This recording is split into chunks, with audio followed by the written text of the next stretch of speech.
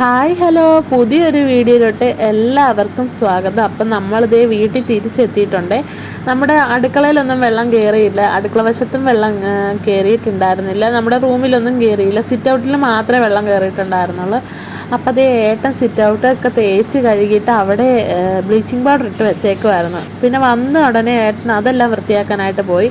ഞാൻ വന്നിട്ടാണ് ഇതേ അടുക്കള വശമൊക്കെ ഒന്ന് വൃത്തിയാക്കാൻ, പാചകവും പിന്നെ നമ്മുടെ ആ ജനലിൻ്റെ സൈഡിലൊക്കെ നന്നായിട്ട് പൂപ്പൽ പോലൊക്കെ ആയിട്ടുണ്ടായിരുന്നു കേട്ടോ, ഈർവൻ അടിച്ചിട്ട്. അങ്ങനെ അതെല്ലാം വൃത്തിയാക്കി. അപ്പോൾ ഏട്ടൻ ദേ സിറ്റ് ഔട്ടൊക്കെ തേച്ച് കഴുകി തന്നിട്ടുണ്ട്, നല്ല വൃത്തിയാക്കി തന്നിട്ടുണ്ട്.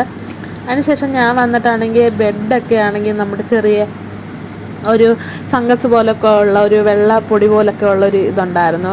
അപ്പം ഞാനാണെങ്കിൽ ചെറു ചൂടുവെള്ളത്തിൽ ഉപ്പൊക്കെ ഇട്ടിട്ട് അതൊക്കെ ദേ ഒന്ന് തൂത്ത് എടുക്കുന്നുണ്ട്, നന്നായിട്ട് തൂത്തെടുക്കുന്നുണ്ട്. അപ്പം ഞാനിങ്ങനെ ഇടയ്ക്ക് ഇങ്ങനെ എന്തെങ്കിലും ഈർവൻ അടിച്ചിട്ടുണ്ടാകുമ്പോഴത്തേക്കും ഞാനങ്ങനെ ചെയ്യാറുണ്ട്. അപ്പോൾ പെട്ടെന്ന് ഫാൻ ഇട്ട് കഴിയുമ്പോൾ പെട്ടെന്ന് ഉണങ്ങും. ഒരുപാട് വെള്ളത്തിൽ ചെയ്യരുത്, ചെറുതായിട്ട് ഇങ്ങനെ ചെയ്യാൻ പാടുള്ളൂ. അങ്ങനെ അത് ചെയ്ത് കഴിഞ്ഞതിന് ശേഷം ഞാൻ വന്നിട്ട് ആ ജനലൊക്കെ ഒന്ന് വൃത്തിയാക്കി എടുക്കുന്നുണ്ട്. ജനലിൻ്റെ അവിടെയൊക്കെ ഇങ്ങനെ ഫംഗസിൻ്റെ ഓരോ ഇങ്ങനെ പൂപ്പൽ പിടിച്ചിട്ട് ഓരോ ഇതുണ്ട്, ഈർവൻ അടിച്ചിട്ട് അതെല്ലാം വൃത്തിയാക്കി എടുക്കുന്നുണ്ട്. ഏട്ടൻ വന്നിട്ട് ഇതെല്ലാം വൃത്തിയാക്കി എടുത്തതാണ്. പിന്നെ നമ്മൾ വന്നു കഴിയുമ്പോൾ ഒന്നും കൂടെ ഒന്ന് വൃത്തിയാക്കി എല്ലാം എടുത്തിട്ട് ഡീപ്പ് ക്ലീൻ ചെയ്തിട്ട് നമുക്ക് കിടക്കാമെന്ന് വിചാരിച്ചു, അല്ലെങ്കിൽ നമുക്കൊരു സമാധാനം ഉണ്ടാകത്തില്ലല്ലോ.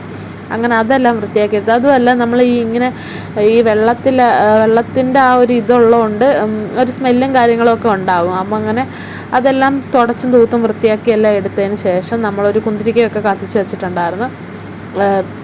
ഇങ്ങനെ ഈ തണുപ്പായി കിടക്കുമ്പോൾ വീടിനൊരു സ്മെല്ലുണ്ടാകുമല്ലോ സ്വാഭാവികമായിട്ടും. പിന്നെ അപ്പോൾ ഹാളൊക്കെ തേച്ച് കഴുകി വൃത്തിയാക്കി എടുത്തിട്ട് അവിടെ എല്ലാം കൃഷ്ണൻ്റെ അവിടെയൊക്കെ നമ്മളൊന്ന് തൂത്ത് തുടച്ച് കൃഷ്ണനെ എല്ലാം വൃത്തിയാക്കി എടുത്ത് ഞാൻ വന്ന് നോക്കിയപ്പോൾ ഏട്ടൻ മുറ്റം എല്ലാം വൃത്തിയാക്കി വെച്ചിട്ടുണ്ടായിരുന്നു.